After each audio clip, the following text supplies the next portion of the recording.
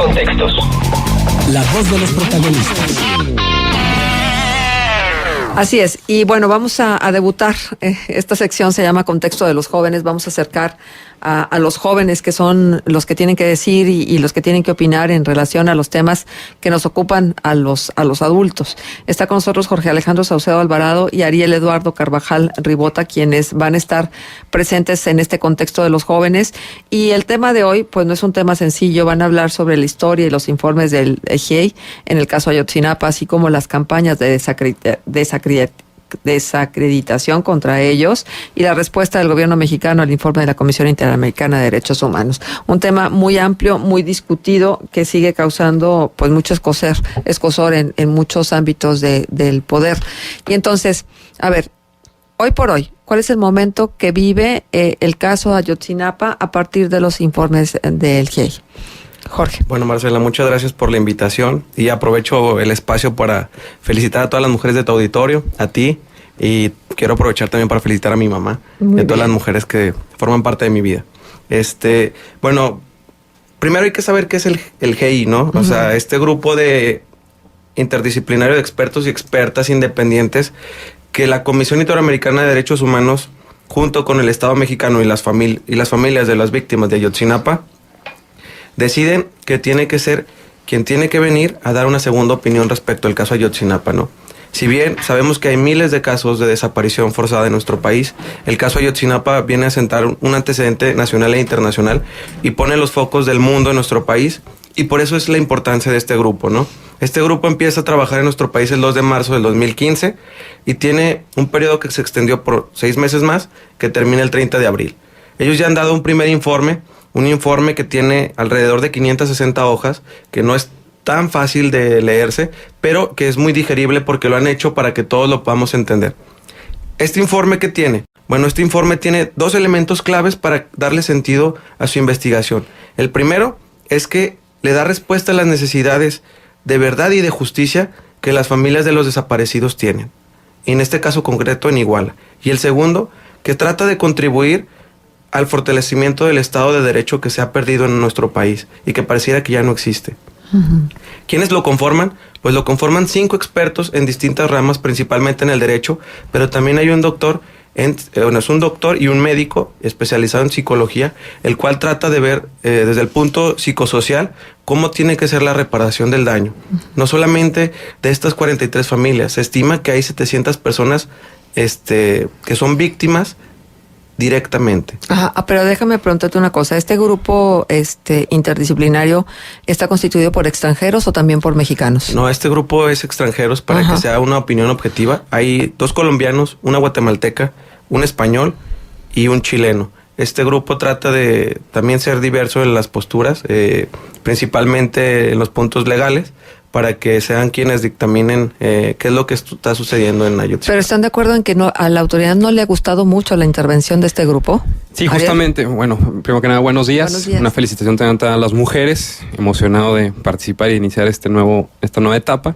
Y sí, fíjate que este grupo de expertos llegó hace poquito más de un año a México y ha causado de revuelo justamente por eso, porque ha atacado lo que la PGR y el gobierno mexicano nos manejó como la verdad histórica, la cual ya ha sido desmentida. ¿Y por qué toma relevancia nuevamente este grupo interdisciplinario? Pues bueno, porque en las últimas semanas hemos observado una campaña de desprestigio, orquestado por varios actores, y haría de suponer a nosotros que esos actores representan ciertos intereses que se han visto afectados a través de la presencia de este grupo en México. Y bueno, esto porque el GIEI ha generado varias incomodidades. Primeramente a las autoridades que llevaron la investigación en un primer momento, como es la PGR. ¿Por qué? Porque ha venido a desmentir la verdad histórica que nos manejó en aquel tiempo el procurador. Que ahora ya no es la verdad histórica, sino la mentira histórica. Así es. Y me parece importante porque, pues bueno, pareciera que México se encuentra ante una grave crisis de derechos humanos y no lo quiere reconocer. Digo, esta campaña de desprestigio se ha hecho pública incluso en medios importantes como Noticias MBS, en donde se le ha dado voz a este tipo de actores que denuncian y que exigen, fíjate, me parece muy interesante, exigen que se retire inmediatamente este grupo y que la PGR retome la investigación del caso. O sea, lo que en un principio estuvo mal, ahora vienen a decirnos que que este grupo está equivocado y que la PGR debe de retomar el caso. Me parece a mí un poco, digo, no sé, un retroceso, porque al final de cuentas para eso se trajo. Me parece peligroso que haya este tipo de comentarios en México al estar frente a una crisis de este tipo y que no se quiera dar solución. Recordemos que son expertos que vienen de fuera y que su labor es investigar de manera objetiva y que sí lo han hecho. Sí, pero el arma que tienen las autoridades y de todos los niveles es la desacreditación. O sea, así es. Es el sembrar la duda como si no hubiera suficiente duda sobre lo que hacen las instituciones desde los gobiernos. Y fíjate, y a mí me parece importante porque y lo entiendo, entiendo que haya esta campaña de desacreditación por parte de los intereses que se ven afectados, porque en un caso así, y la verdad, siendo severos, si este grupo viene a desmentir la versión que en algún momento ofreció Murillo Karam, tendría que sujetarse a proceso al exprocurador por obstrucción de la justicia. Es peligroso. O sea, el informe que viene a hacer este grupo... ¿Sí se podría sentar una responsabilidad de esta naturaleza? Porque se llevó investigaciones que pretendieron mostrar una verdad que no era y que ha quedado demostrada que no fue así.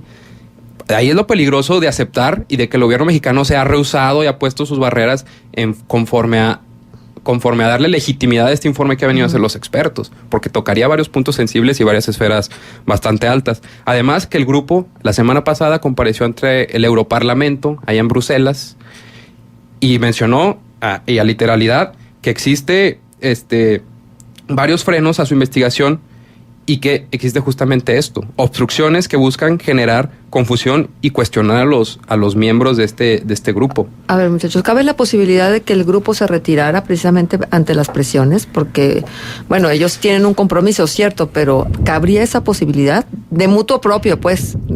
Mira, Marcela, ellos tienen hasta el 30 de abril de este año para terminar su periodo, que fue una prórroga que se acordó entre ellos y el Estado mexicano, pero creemos que este periodo ya no se va a renovar después de que termine la fecha, porque está tocando puntos muy, muy importantes. Ha incomodado al gobierno este grupo de expertos y tenemos 7 puntos que, si bien hay más dentro de este informe que te comento que tiene 560 hojas, creemos que son los más sensibles y por lo cual el gobierno ha empezado esta campaña de desacreditación a los 5 expertos que conforman este grupo, ¿no? Te los quería decir, que sería esto que dice Ariel, ¿no? El desmentir la verdad histórica de que los jóvenes no fueron incinerados o quemados en el basurero de Cocula. El segundo es que ellos hacen ver que solamente fue un momento y que fue un momento aislado, un suceso que solo pasó con los 43 normalistas. Y este informe nos hace ver que fueron 9 momentos y que fueron 3 horas de ataque los que hubieron en Iguala en esa noche. Asimismo, que también la Policía Estatal, la Policía Federal y el Ejército pudieran haber estado con el conocimiento de lo que estaba pasando aquella noche por el C4 de lo que es el C4 de Guerrero y que no intervinieron. Y eso es una cuestión muy peligrosa. No hablamos que hayan intervenido de manera directa en la desaparición, pero que estuvieron conscientes de lo que estaba pasando y no hicieron nada para que esto no sucediera. El cuarto es que se descarta que los jóvenes iban a boicotear el evento de la esposa del exalcalde de Abarca, lo cual era lo que primero se decía en las primeras investigaciones, y que se decía que estos jóvenes eran porros y 1001 cosas para desacreditar a los jóvenes estudiantes de Ayotzinapa. Y el quinto es que existen 4 versiones, y de hecho la semana pasada la PGR hace ver una 5ª versión, lo cual genera confusión también en las personas, porque bueno, dices, ¿y cuál es la correcta? ¿Cuál es la que tenemos que seguir?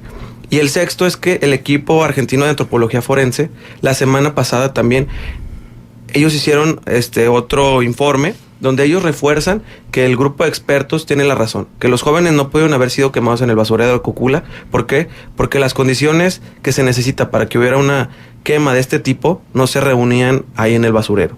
Y por último, yo creo que el punto más importante y por lo cual este grupo ha sido atacado es por una línea de investigación que ellos tienen, que existía un 5º camión y que este camión posiblemente es en el cual se llevan a los jóvenes de Ayotzinapa, el cual el camión desaparece y el cual las pocas evidencias que se tienen, se tardó mucho para darse al grupo de expertos y otras desaparecieron.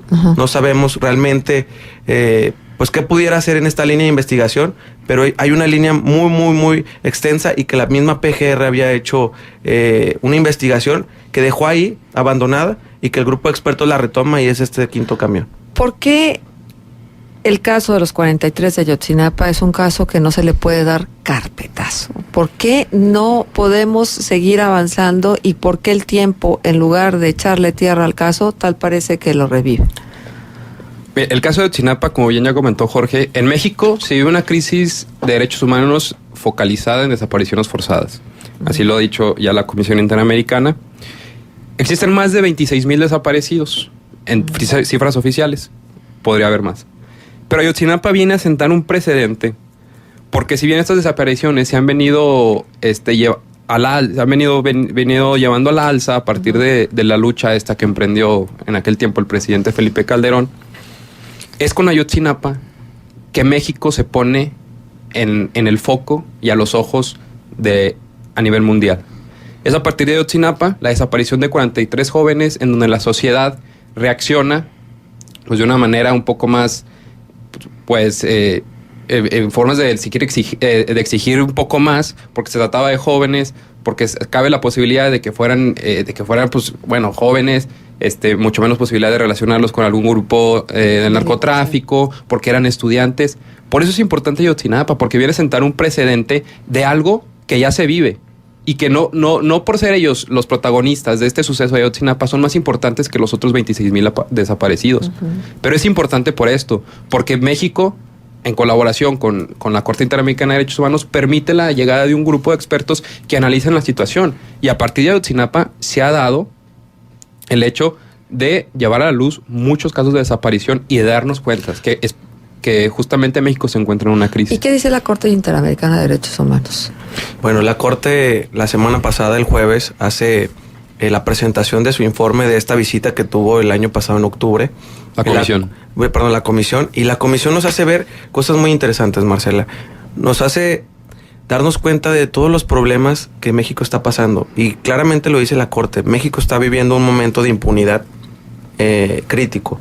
Y esto a raíz de todas las cuestiones de violaciones a derechos humanos. Ellos focalizan esto con 6 puntos, que son las desapariciones forzadas, las ejecuciones extrajudiciales, la situación de inseguridad de los ciudadanos que vivimos todos los días, así como el acceso a la justicia y la impunidad que viven quienes se acercan a ella, y la situación de periodistas y los defensores de derechos humanos, que son los que se han visto en los últimos años afectados por cubrir una nota o por la lucha incansable de los derechos humanos.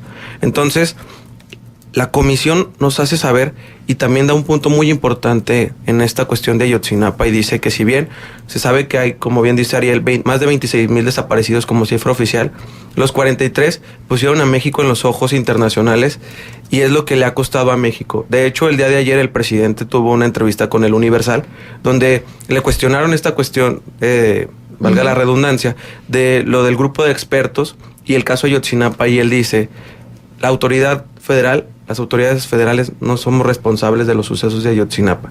Y si bien el presidente creemos que trata de decir que de manera directa ellos no influyeron en la detención de los estudiantes y en la posible asesinato de estos 43 jóvenes estudiantes, pues es responsable de la seguridad de todos los mexicanos y asimismo es responsable de las actuaciones de tanto el ex procurador Murillo Caram como de la actual procuradora Arely Gómez, ¿no? Entonces, creemos, y además es responsable de la posible participación del ejército del Batallón 27 y de la Policía Federal en la zona de Guerrero. Por lo tanto, si bien el presidente no es responsable de manera directa, tiene una responsabilidad y tiene que hacer frente a este problema, porque es un problema que representa no solo a los 43 y a los 700 afectados con esta desaparición, sino a los miles de desaparecidos y a las miles de familias que tienen a una persona que han buscado por tantos años y no han tenido una respuesta por parte del gobierno. Ajá. Jorge, cuando ustedes hablan, Ariel, Jorge, de los 700 personas involucradas, la familia directa, la gente cercana a los 43 desaparecidos, ¿cierto? Sí, así es. Fíjate, el derecho así lo menciona, que se puede considerar víctima u ofendido a aquellas personas que tuvieron relación o que se ven afectadas a partir de la desaparición de alguna persona. Pero entonces esos 700 se quedan cortos, porque yo creo que existimos muchos mexicanos que tenemos esa piedra en el zapato que no nos deja estar. Sí, y claro. entonces, aunque no hayamos estado cerca de ellos, pues conocemos el caso y queremos que haya una respuesta. A mí me parecería que en este caso y en todas las desapariciones que hay en México, no son 700 ofendidos. No. Los ofendidos somos todos. Exacto. Y somos más de 100 millones de mexicanos que nos encontramos como víctimas de una situación de crisis en derechos humanos y como ofendidos a partir de las situaciones que ocurren en México. Y a partir del informe que entregó la semana pasada la Comisión Interamericana, me llama la atención la respuesta que da el gobierno federal a través de un comunicado oficial, en el cual responde que todo ese trabajo de la visita que se llevó el año pasado es erróneo y que no refleja la situación de México. Digo, a mí esto me parece muy preocupante. Y a mí solo me caben dos posibilidades. Una, o que el gobierno realmente crea que no existe una crisis de derechos humanos, que me parece bastante preocupante. O la otra, que me parece un poco más apegada a la realidad, que el gobierno sigue intentando tapar el dedo con el sol y a través de discursos convencer de que México no vive una crisis de derechos humanos. Hombre, es necesario recordar que para cualquier problema, incluso personales, el primer paso es la aceptación. Y mientras el gobierno mexicano no llegue a ese paso de la aceptación, no podemos tener la esperanza los mexicanos de que el problema se quiere solucionar. Ajá. Déjenme preguntarles algo que tiene que ver con el tema, pero tiene que ver más con su corta vida y con las expectativas que ustedes tienen. En materia de derechos humanos, a ustedes como jóvenes, ¿qué es lo que más les preocupa de lo que está sucediendo en este país? Bueno, Marcela, yo creo que lo que más me preocupa es que vivimos en un país en el cual se han suscrito tratados internacionales en esta cuestión de los derechos humanos y que la Constitución contempla los derechos fundamentales y los derechos humanos de cada ciudadano mexicano, pero que solamente están ahí. Y así lo dice la Comisión en este informe, que el problema de México es que tiene un marco jurídico perfecto, pero esto no se lleva a la realidad y es lo que me preocupa. Un ejemplo muy claro y por lo que yo creo que nuestra juventud es el derecho a la libertad de expresión. Ese derecho que tratamos de ejercer en este espacio, en nuestras redes sociales, en muchos lados. Y si bien el gobierno de manera directa no incide la desacreditación, el atacar, el decir, pero también es parte del derecho a la libertad de expresión. Pero se contraponen casos como la ley Fayad, ¿no? Que buscaba el controlar este derecho, que este derecho no se puede hacer porque si se dice que somos un país democrático, uno de sus pilares es la libertad de expresión. Y yo creo que tiene que prevalecer todos estos derechos, pero realmente ser protegidos por las autoridades. Ajá. Ariel, ¿para ti? Yo creo que el respeto a derechos humanos debe ser integral, ¿no? Porque si no se respeta uno, no puedes tener pleno goce de otros tipos de derechos. Es decir, si no se respeta el derecho a la libertad personal, pues bueno, se socavan otro tipo de derechos como sería la libertad de expresión y cualquier otro. Yo digo que la crisis de derechos humanos se debe exigir que se velen y que se garantice el pleno goce de todos los derechos. No podemos dejar de lado ningún derecho humano. Y ante esta crisis de derechos humanos que nos dicen organismos internacionales, yo creo que el gobierno mexicano primero debe aceptar el problema como tal y tomar cartas en el asunto. Bien, pues les agradecemos mucho que hayan estado con nosotros en este primer contexto de los jóvenes. Hay que escucharlos con más frecuencia y hay que ponerles mucha atención a lo que dicen los jóvenes. Estuvieron con nosotros Jorge Alejandro Saucedo Alvarado y Ariel Eduardo Carvajal Ribota, quienes nos acompañarán en este espacio del contexto de los jóvenes. Muchísimas gracias. Muchas gracias, Ariel. Marcela. Gracias por estar.